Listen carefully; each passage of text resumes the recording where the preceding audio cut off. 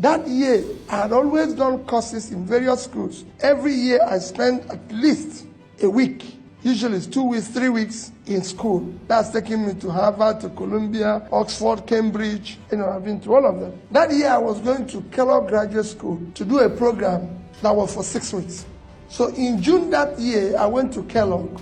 The man who founded Kellogg Graduate School, Professor Dean Jacob, it was his last year. He founded the school in 1957. 2001 was the last year he taught and retired. And he took us on what they call global economy.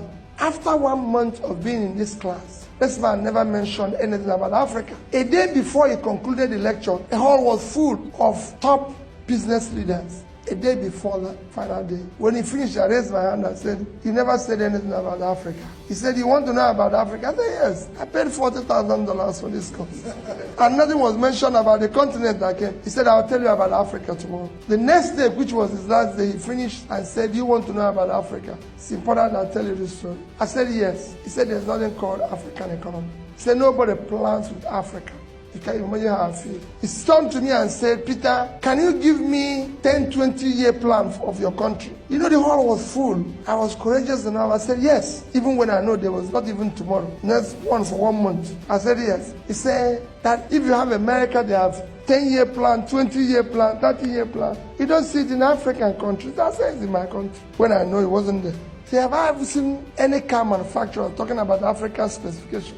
They have European specification, Gulf specification, Asian specification, American specification. You know why? Nobody plans with Africa. He said, "Join me for lunch." So I joined him for lunch. After lunch, he said, "Let's take a walk by Lake Michigan." As we were starting the walk, he said to me, "Do you have any of your country's currency?" This was 2001. The highest denomination was 100 naira. I brought it out. I gave it. He said, "How much is it?" I said, 100 naira. He brought out $100. He said to me, "Which of these two currencies do you prefer?" I told him dollar. He said, "Why?" I told him that it's 100 naira to $1. So his own is 10,000 naira. My own is 100 naira. So he said I should keep his dollar and take my naira. Took my naira. So he gave me $100 for 100 naira. After we walked a little while again, he turned around to me and said, "Peter, you still have the money?" I said, "Yes." He said, he brought it out again and said, "Which of these two currencies do you prefer?" I told him $100. He said, "Why?" I told him about the rates again. So, "Okay, you keep it, I'll keep your money." He said, "Let's sit down." We sat down. He first proved to me that it costs more to print the naira than to print the $100. Naira have multiple colors. I came back and took it on with Sanusi, and he agreed. Naira have multiple colors, but dollar is just green and white. He said to me, "Peter, do you know why you believe in the dollar and you don't believe in naira?" I answered him again. He said, "No, it's the amount of faith you have in your country. You don't have faith in your country. It's not about rates. You don't have faith in your country.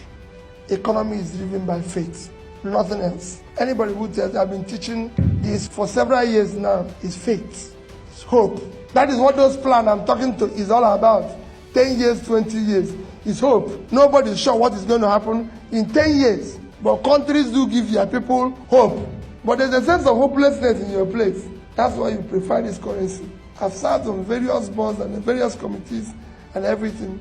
And he went on to tell me about his life. And he convinced me that Japanese people keep their money in yen, not the rates. Chinese in Chinese yuan. Malaysians, Malaysian ringgit. Singapore in Singaporean dollars. He went on, then there was no euro. He told me Italians, which their rate was worse, keep it Italian rela. Germans in marks, everybody needs. But the Africans don't keep it because they don't have faith in their continent. So they give it to the dollar and make the dollar stronger. Because they prefer to put their money here and build in America. Now he is the lecturer. He drives S-Class. The wife is the lecturer. He drives the Lexus. The daughter is the lecturer. He drives the Lexus. The lecturers in your place don't drive such cars. They don't live such life. And they said to me, "Can I ask you for a favor?" Just to tell you a story. I said, "Yes." He said, "Go back to your country and participate in building public wealth." Public wealth enriches everybody. Individual wealth impoverishes everybody. All of you want to make private money. It does not enrich anybody.